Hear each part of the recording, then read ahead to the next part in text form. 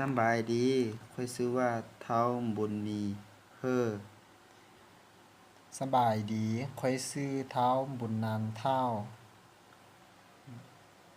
สมัยดีข้อยซื้อเท้าอีท สบายดีมื้อนี้สิมาแนะนำเกี่ยวกับการหายใจ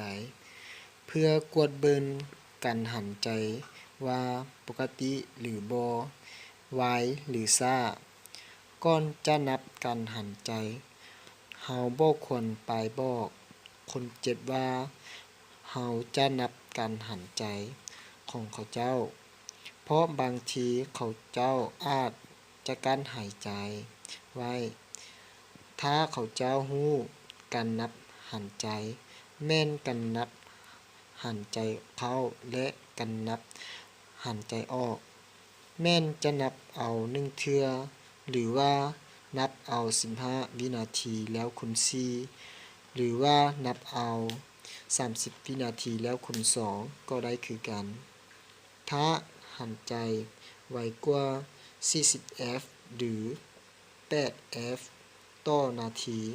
จัดว่าอยู่ในขั้นอันตราย